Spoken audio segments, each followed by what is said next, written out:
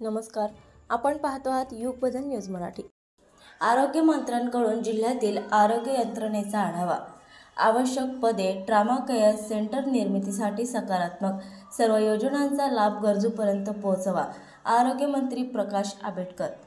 अकोला जिल्ह्यातील रुग्णालयांसाठी आवश्यक पद मान्यता व प्रक्रिया निश्चितपणे पूर्ण केली जाईल।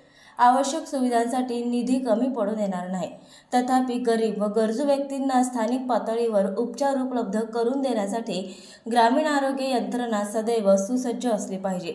त्यासाठी केंद्र व राज्य शासनाच्या सर्व योजनांची प्रभावी अंमलबजावणी व्हावी, असे प्रतिपादन राज्याच्या आरोग्य मंत्री प्रकाश आंबेडकर यांनी आज येथे केले। आरोग्य मंत्री श्री आंबेडकर यांच्या उपस्थितीत जिल्ह्यातील आरोग्य यंत्रणेची बैठक जिल्हाधिकारी कार्यालयात झाली, त्यावेळी ते बोलत होते। आमदार रणधीर सावरकर, आमदार प्रकाश भानसाकडे, आमदार अमोल मिटकरी, जिल्हाधिकारी वर्षा मीना, जिल्हा परिषद मुख्य कार्यकारी अधिकारी अनिता मेश्राम, माजी आमदार गोपीकिशन बाजोरिया, माजी आमदार नारायणराव गव्हाणकर, आरोग्य उपसंचालक डॉक्टर वाकचौरे, जिल्हा शल्य चिकित्सक डॉक्टर आरती कुलवाल, जिल्हा आरोग्य अधिकारी डॉक्टर बळीराम गाढवे आदी उपस्थित होते।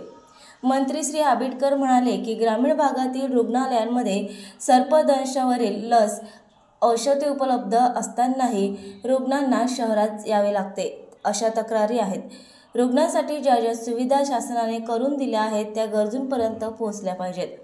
गर्भलिंग निदानाबाबत कठोर कायदे असतानाही असे प्रकार घडत असल्याच्याही तक्रारी आहेत। तसे होत असल्यास कठोर कार्यवाही करावी। पथकांनी अचानक तपासण्या कराव्यात, तपासण्यांची संख्या वाढवावी, मात्र असा प्रकार कदापि कुठेही घडता कामा नये, असे निर्देश त्यांनी दिले। जिल्ह्यात ट्रॉमा केअर सेंटर नाही, त्यासाठी आवश्यक प्रस्ताव द्यावा, ते पूर्ण होण्यासाठी निश्चितपणे सहकार्य करू। आयुष्यमान भारत योजनेसारख्या विनामूल्य उपचार उपलब्ध करून देणाऱ्या योजना गरिबांपर्यंत पोहोचवा। अधिकाधिक रुग्णालयांचा समावेश करा। लोकप्रतिनिधींच्या सूचना अंमलात आणून कामाची त्यांना वेळोवेळी माहिती द्यावी। प्राथमिक आरोग्य केंद्रे अधिकाधिक सुसज्ज राहतील, यासाठी सदोदित प्रयत्न करण्याचे निर्देश त्यांनी दिले। रुग्णालयांमध्ये अस्वच्छतेबाबतही तक्रारी आहेत, त्यात तत्काळ सुधारणा करावी। जबाबदार संबंधितास समज द्यावी। त्याबाबत पुन्हा तक्रारी आल्यास कुणाचाही मुलाहिजा ठेवला जाणार नाही, असा इशाराही त्यांनी दिला। शिवापूर येथील रुग्णालय इमारतीची पाहणीही त्यांनी केली। नवीन अपडेट मिळविण्यासाठी चॅनलला लाईक आणि सबस्क्राईब नक्कीच करा।